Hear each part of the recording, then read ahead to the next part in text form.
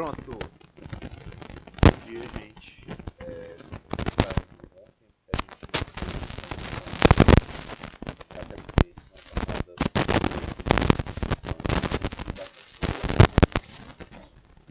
voltamos a vir eu sei que o professor já iniciou a nota. Pode falar, João.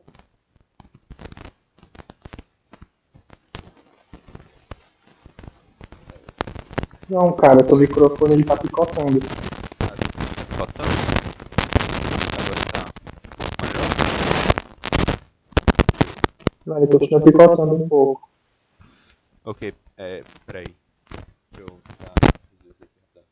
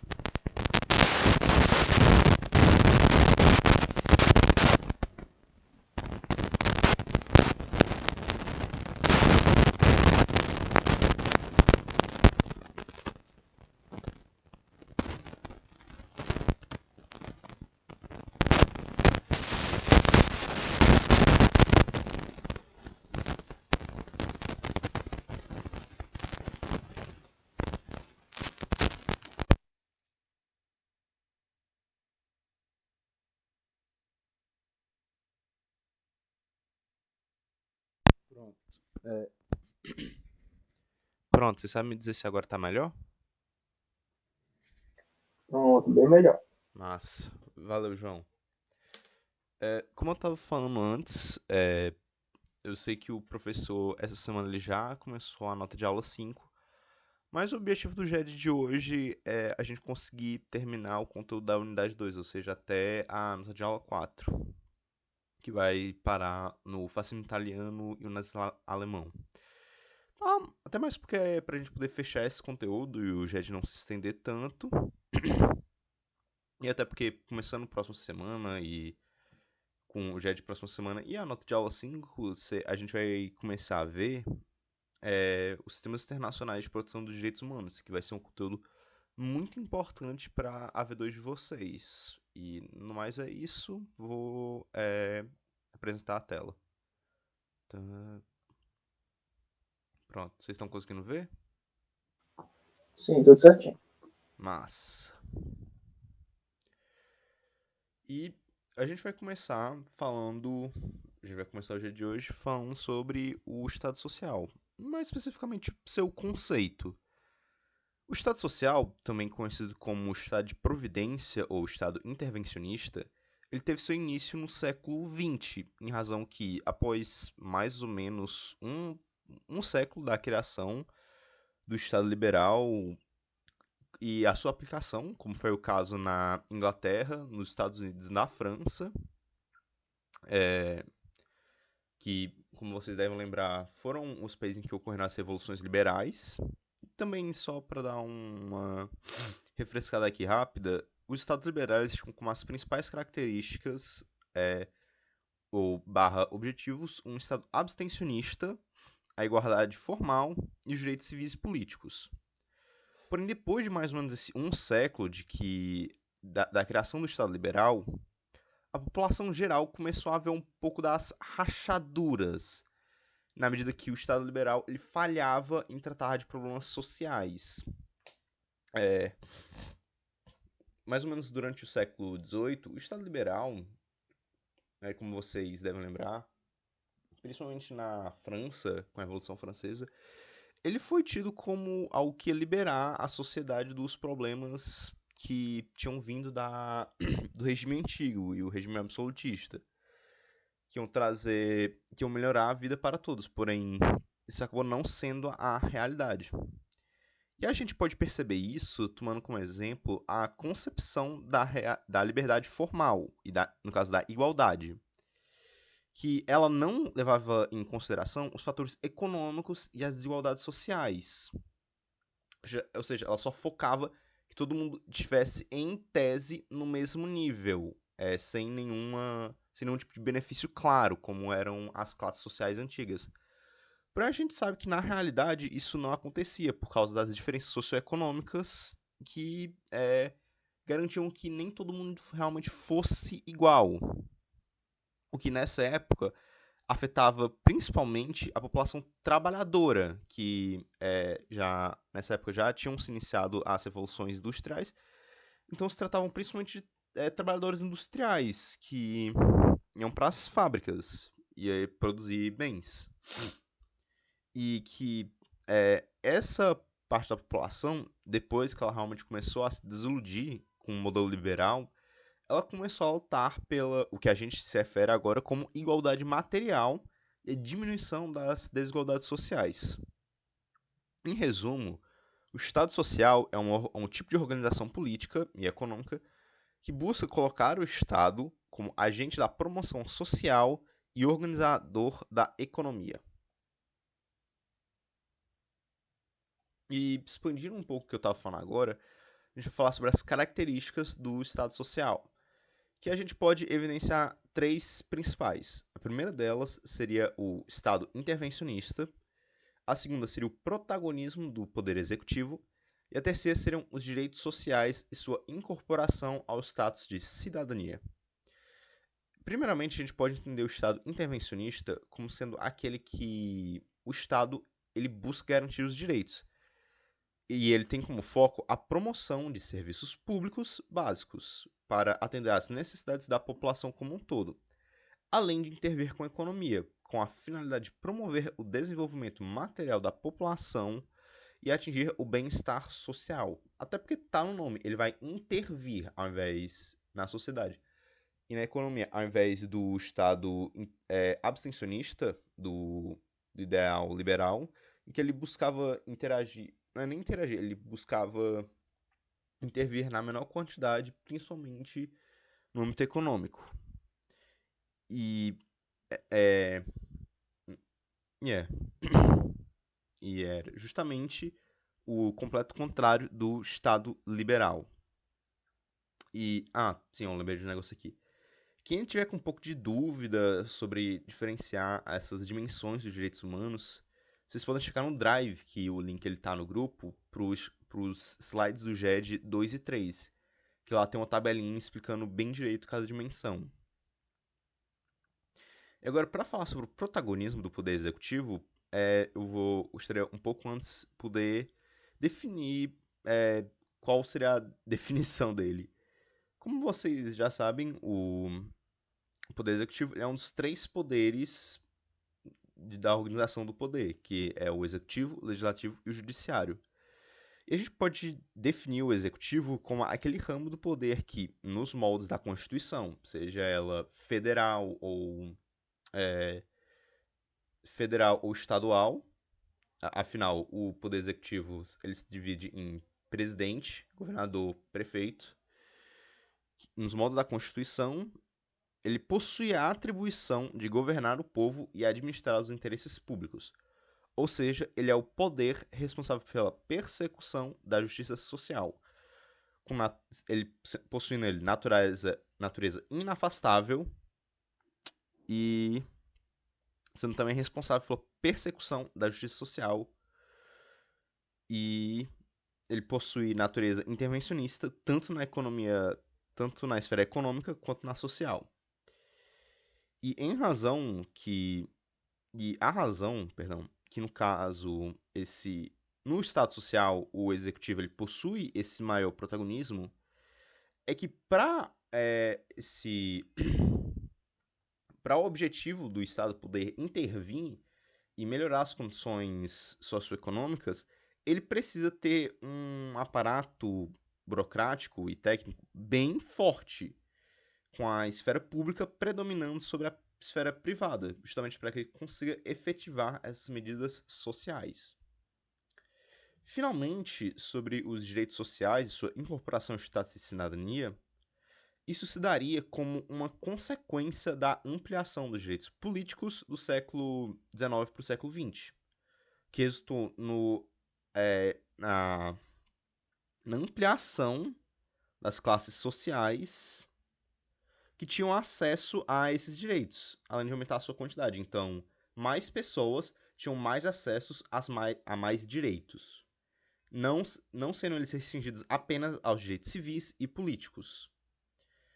Em outras palavras, mais pessoas são consideradas cidadãs e mais pessoas cidadãs possuem mais direitos sociais, podendo eles, como direito à liberdade, à vida, à igualdade perante a lei, direito de voto, moradia, educação, saúde, entre outros.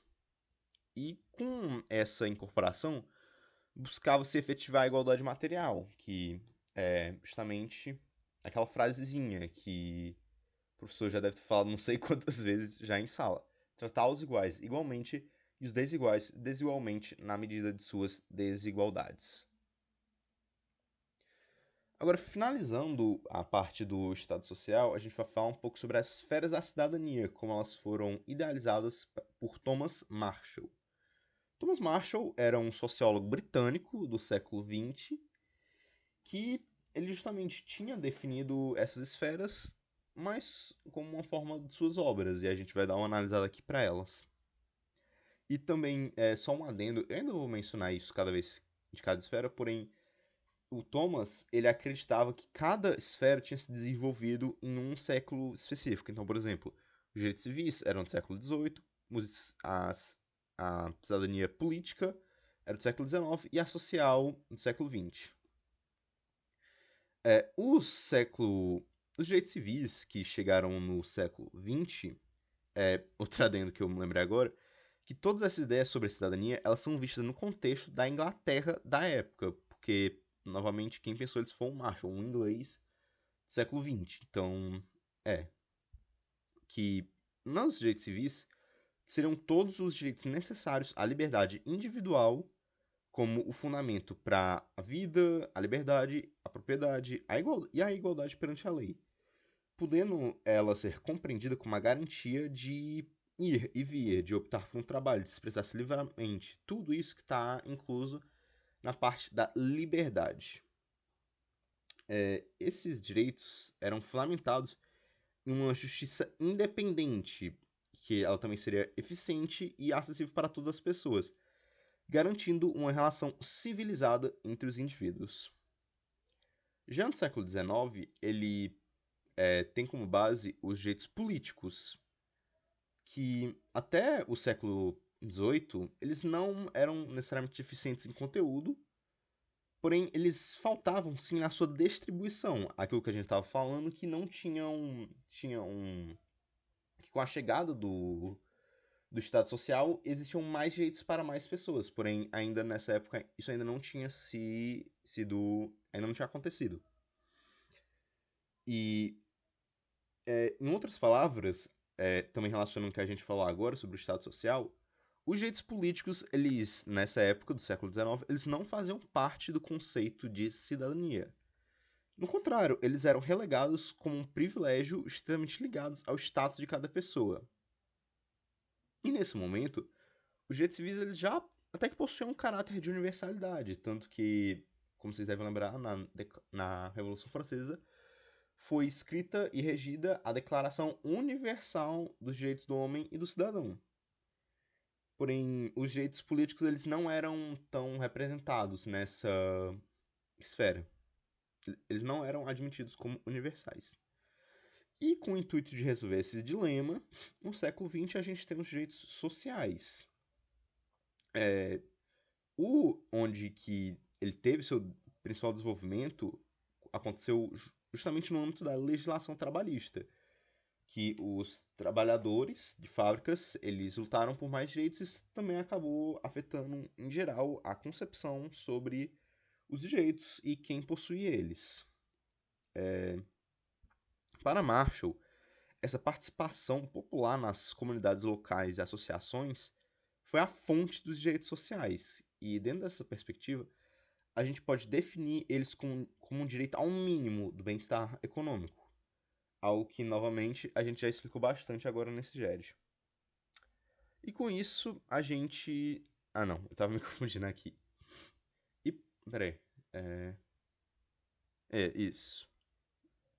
Agora, se aproximando do final do conteúdo, a gente vai pegar a oportunidade para falar sobre duas das mais marcantes constituições que buscaram aplicar essa ideia do Estado Social, sendo elas a primeira, a Constituição Mexicana de 1917. A gente pode dizer que essa Constituição promulgada em 17 foi um marco jurídico e social, porque além da positivação de um verdadeiro leque de garantias fundamentais para o indivíduo, ela acabou estabelecendo normas programáticas, lançando as bases do Estado assistencialista. E essa nova gama de direitos representava o ideário político que acabou permeando a Revolução Mexicana, na qual setores populares confrontaram os grandes centros de poder até então existentes. Isso aconteceu em uma tentativa de pacificar o país. O México, nessa época, existiam muitos conflitos civis internos. Então, justamente para tentar pacificar o país, pois esses conflitos muito sangrentos, a nova Constituição ela trouxe diretrizes inéditas para atuação estatal em direção à proteção social, o que ocorreu em decorrência dos direitos e garantias que pressupõem prestação positivas por parte do Estado, ou seja, esses direitos serão positivados, eles serão respeitados e enforçados por parte do Estado. Além disso, a Constituição mexicana ela também foi importante para estabelecer a forma que iria ser seguida por outros. Ela estabeleceu um formato que ia ser seguida por outras constituições sociais, tendo outra delas a Constituição Alemã de Weimar, de 1919. Assim como a Constituição mexicana, que lhe antecedeu por 2 anos, a Constituição de Weimar, perdão, não sei falar direito, nasceu num período de profundas perturbações sociais. Nessa época do início do século XX, a Alemanha estava em péssimas condições.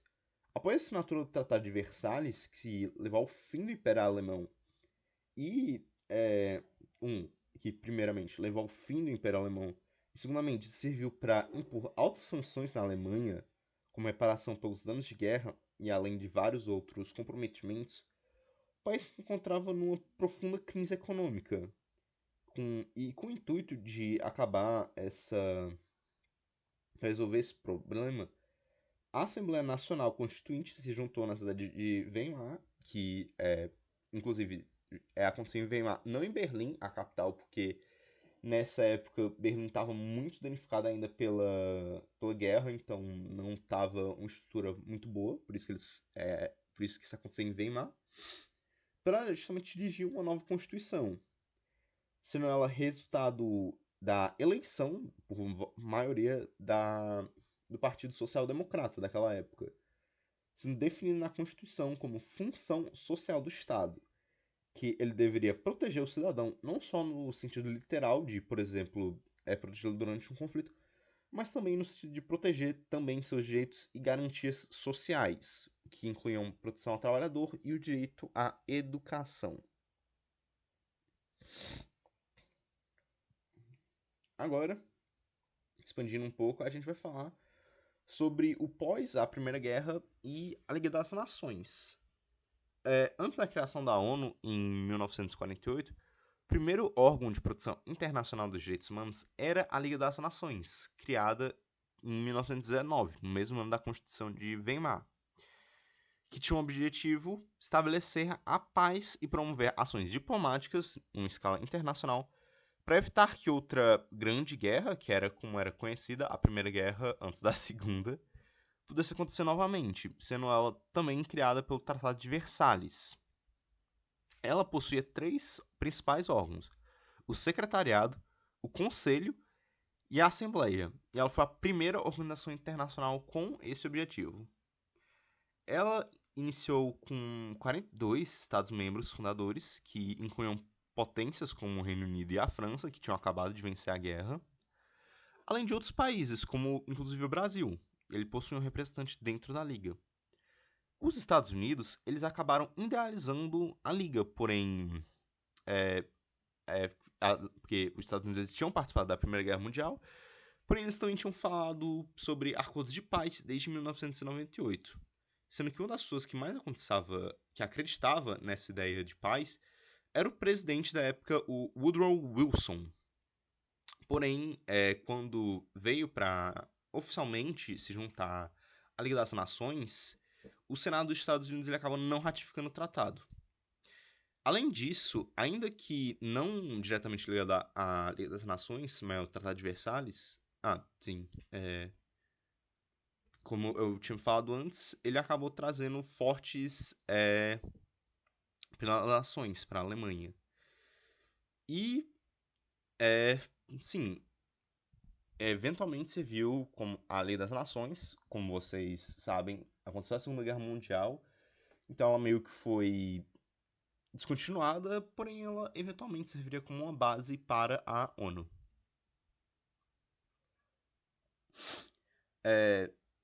Sim.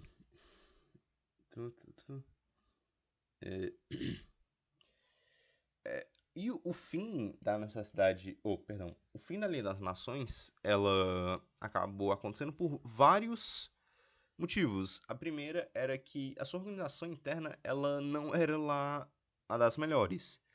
Um dos principais pontos de conflito era que para o conselho tomar qualquer tipo de decisão, era necessário decisões unânimes, ou seja, todos os participantes tinham que tomar a mesma decisão. Se um país, ele falasse não, a decisão ela não ia para frente, ao contrário de hoje, que é o sistema da ONU, onde não é um sistema unânime, porém existem países com um poder de veto.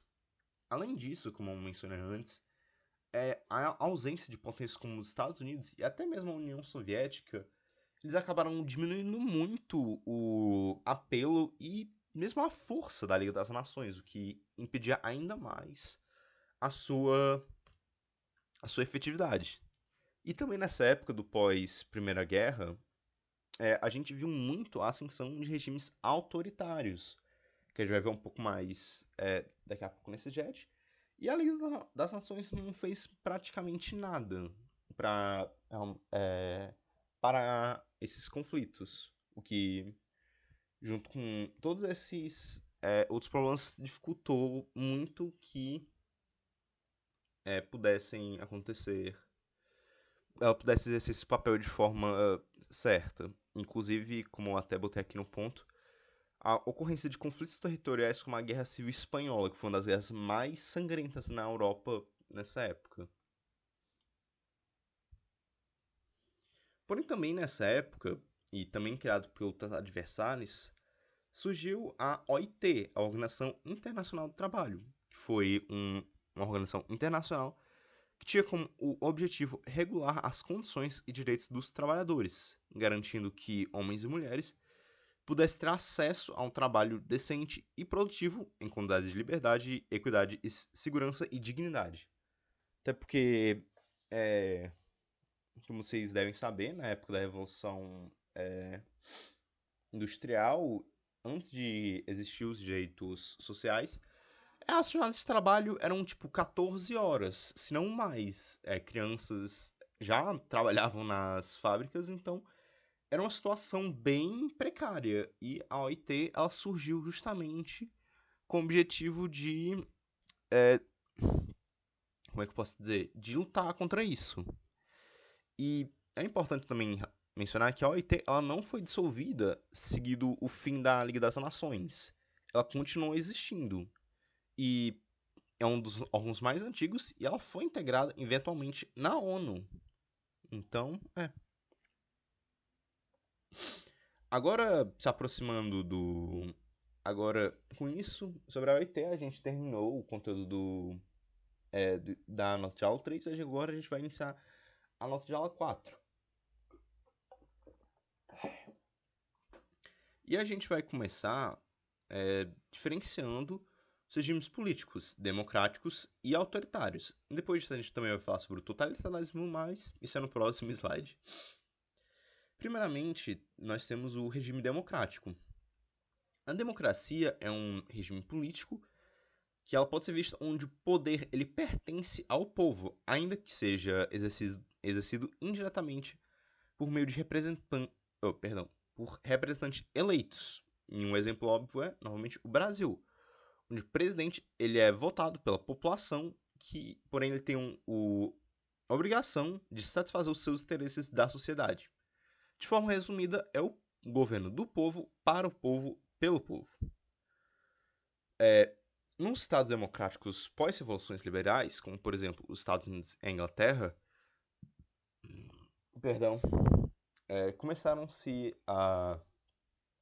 começou a popularizar a concepção de que o poder emana no sentido povo-nação, ou seja, de baixo para cima.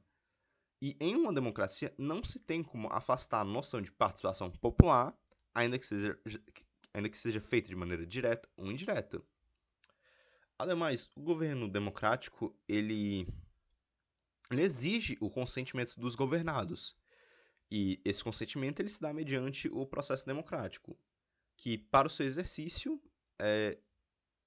e que ele precisa desse consentimento para exercitar o seu papel, além de existirem regras bem certas sobre a participação, sendo bem clara a limitação para o poder do Estado. É algo que vocês vão ver melhor nas cadeiras de direito constitucional. Uma última observação importante sobre esse assunto é que esse consentimento ele não significa consenso. A definição de consentimento é como se fosse uma permissão, licença ou autorização. Já o consentimento, em certos contextos, ele pode servir como um sinônimo de consentimento. Nesse sentido, ele é visto como uma forma de concordância, conformidade ou entendimento. Nesse sentido, a gente pode afirmar que a democracia não é um regime de consenso, mas sim onde as divergências são respeitadas de forma institucional, com tolerância. Portanto, a democracia é um regime que acolhe as diferenças existentes na sociedade, buscando resolver os conflitos de forma institucional e dialogada. E, realmente, para poder finalizar esse tópico, é importante ressaltar que a democracia e a liberdade elas são interdependentes, ou seja, dependem de um do outro. Como falou Norberto Bobbio, eu peguei essa frasezinha dele, são necessárias certas liberdades para o exercício do poder democrático, ao passo que é necessário o poder democrático para garantir a existência e persistência das liberdades fundamentais. E, novamente, é importante ressaltar que essas liberdades não são absolutas, algo que, novamente, vocês vão ver de forma mais detalhada nas cadeiras institucionais. Na real, vocês até vão ver na cadeira de direitos humanos, quando vocês chegarem ao fim do conteúdo, e a gente for ver direitos humanos em espécie. Mas, Já sobre o regime autoritário, ele pode ser entendido como um regime antidemocrático, na medida em que se suprime a participação política popular. Afinal, não há democracia sem liberalismo político. E nesses tipos de regimes, a ação política popular é praticamente extinta. Nesse sentido, o autoritarismo é um regime de restrição de liberdades, no qual ocorre a concentração de poder de uma pessoa, mas também pode ser um grupo ou classe que exerce unilateralmente o poder de acordo conforme seus próprios interesses. Ou seja, a decisão pública ela não existe. Em resumo, são características dos regimes autoritários a concentração de poderes no executivo, podendo novamente ser um indivíduo, grupo ou classe, uma ordem e hierarquia bem estrita, onde existe a sujeição sem questionamento dos governados aos governantes, ou seja, a população ela não realmente tem uma voz, além de uma restrição parcial ou total às liberdades individuais. Também se tendo, por fim, a utilização de medidas de vigilância ou coerção como técnica de governo e forte supressão a qualquer oposição. E para finalizar o GED, a gente vai falar sobre o totalitarismo e como isso desenvolveu eventualmente no fascismo italiano e no nazismo alemão. O totalitarismo, como ele foi explicado por Hannah Arendt na sua obra As Origens do Totalitarismo, é um tipo de regime autoritário que exerce sua força mediante a sujeição do povo por meio de uma obediência passiva, ao contrário do autoritário, onde é mais uma obediência ativa.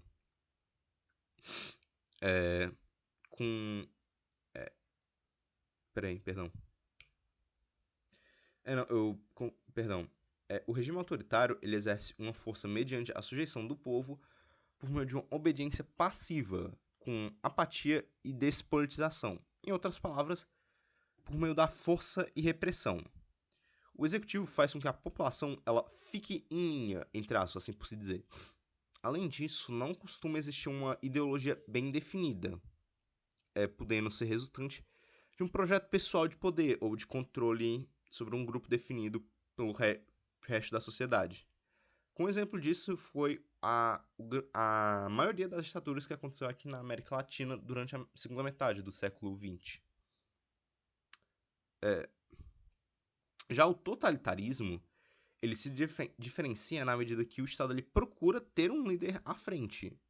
Aquela ideia do líder carismático, que tem como intuito a mobilização da sociedade, além de ter como pilar um único partido que organiza e controla a vida social em todos os seus aspectos.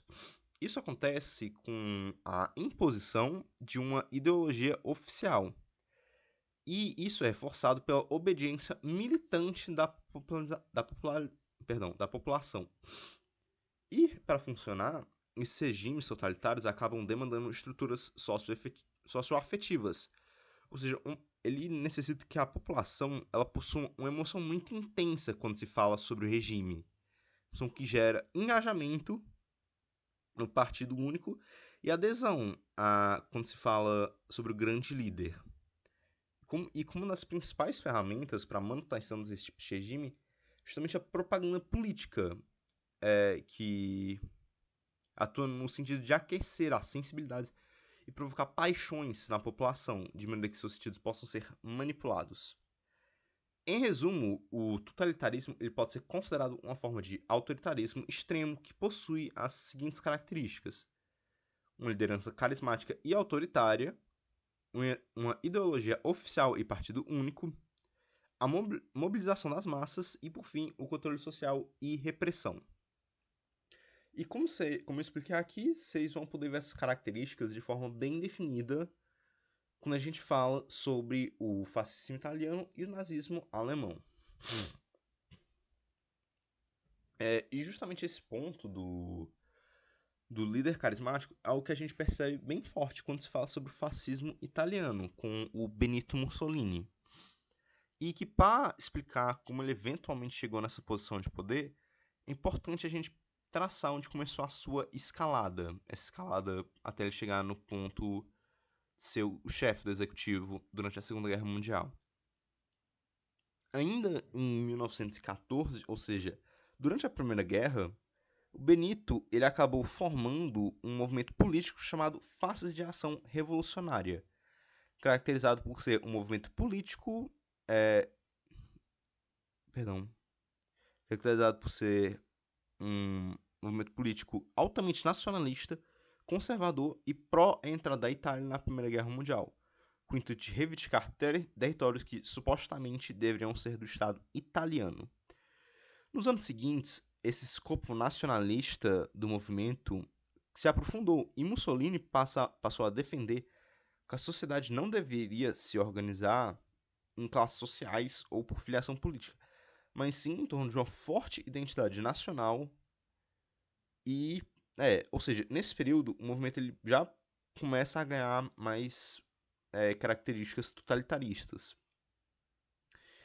Com o fim da Primeira Guerra Mundial, o contexto italiano era de forte crise econômica, social e política, assim como basicamente todos os países perdedores da Primeira Guerra. Além de um sentimento de descontentamento nacional por em razão do Tratado de Versalhes, que ainda que as sanções feitas para a Itália não tivessem sido não tivesse sido não tivessem sido no mesmo nível das alemãs, elas ainda tiveram um impacto bem forte, especialmente no período de 1919 e 1920, onde na Itália aconteceram vários conflitos sociais com muitas manifestações populares organizadas por movimentos de esquerda. E foi nessa conjuntura, em 1919, nesse contexto de conflitos sociais, que o Mussolini ele acabou meio que com esse movimento inicial e ele fundou as faces italianas de combate. Servia como era uma substituição desse movimento antigo, porém que ela também possui um braço paramilitar, que vieram a ser conhecidos como os camisas negras.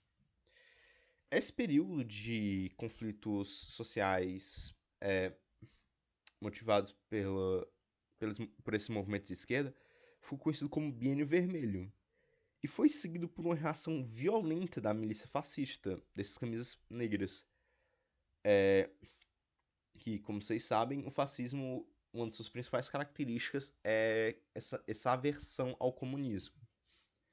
E em 1921, Mussolini acaba fundando o Partido Nacional Fascista.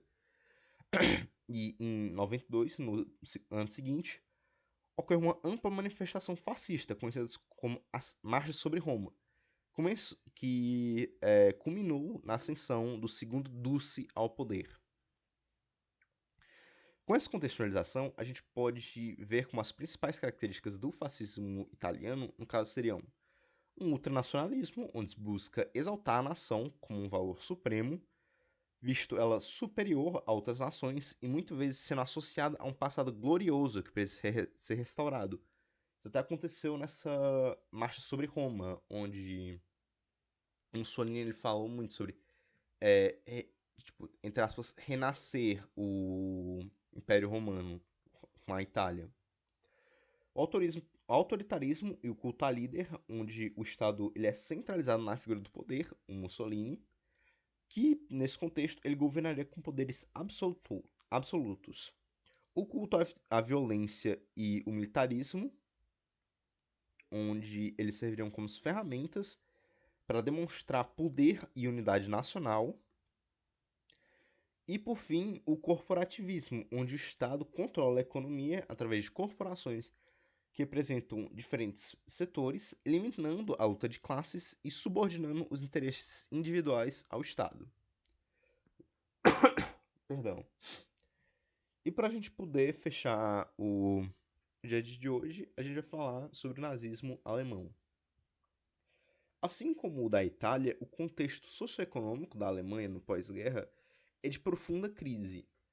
Em razão do Tratado de Versalhes, o país perdeu cerca de 13% do seu território. E uma das parcelas que foi perdida foi justamente o território de Alsácia-Lorena, que era um território altamente valioso para a Alemanha, já que ele era muito industrializado. Além de suas colônias, e também ela teve sua força bélica profundamente limitada, além de ser condenada a pagar indenizações aos países vencedores. Os índices de desemprego e a inflação eram muito altos, e o país estava à beira do caos político. E, em meio a essa conjuntura, surgiram muitos movimentos políticos que propunham respostas a essas problemáticas. E um deles foi justamente o movimento nazista. Em 1920, um cara chamado Arton Drexler, eu acho que estou falando isso certo, fundou o Partido Nacional Socialista dos Trabalhadores Alemães, que futuramente ficou conhecido como o Partido Nazista. Esse cara, ele era um ultranacionalista de extrema direita, difundia ideias antissemitistas, como o mito da facada nas costas, e difamação como certos grupos chamados de criminosos, como seriam os socialistas, os bolcheviques e os judeus. O termo socialista e trabalhador no nome do partido acabavam fazendo parte da estratégia para chamar a atenção do povo alemão e combater a influência do comunismo. E ainda em 1920, o Adolf Hitler ele acabou se filiando ao Partido Nazista. Ele era um ex-combatente da Primeira Guerra, se eu não me engano, ele era austríaco, ou seja, ele lutou pela Áustria na Primeira Guerra, que após monitorar as atividades dos partidos nazistas, percebeu que não se tratava de um partido de esquerda, mas ele foi atraído por essas ideias antissemitistas, nacionalistas e antiliberais, e ele acabou justamente se filiando nele. Um ano depois, em 1921, o Hitler se tornou o líder do partido e organizou uma tentativa de golpe do Estado em 1923, o que não deu certo e ele acabou sendo preso. E nesse período ele acabou escrevendo o Mein Kampf, o livro dele, A Minha Luta.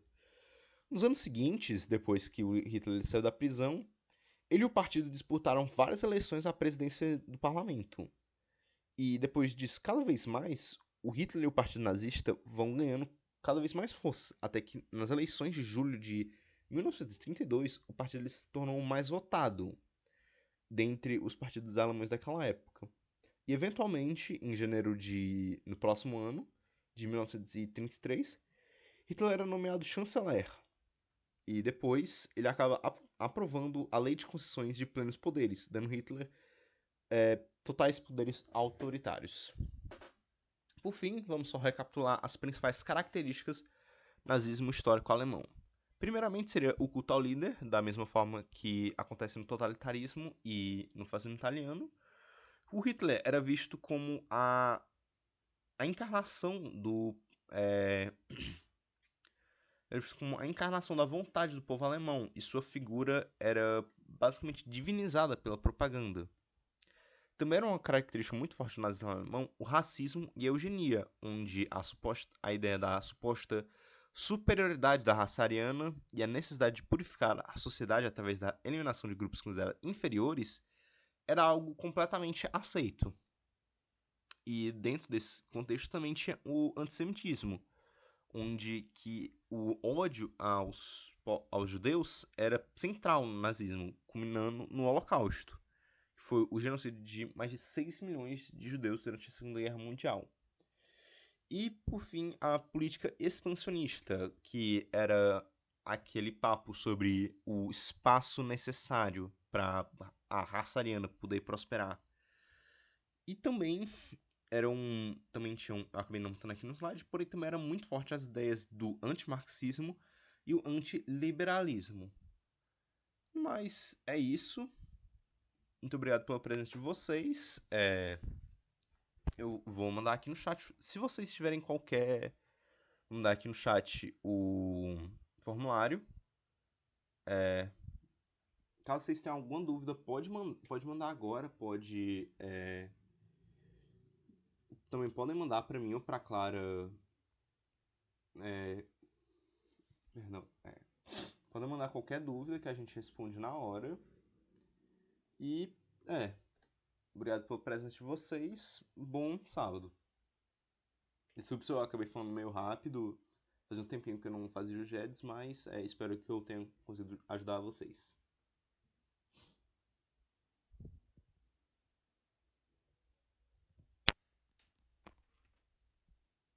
Eu que agradeço, Ana. Obrigado.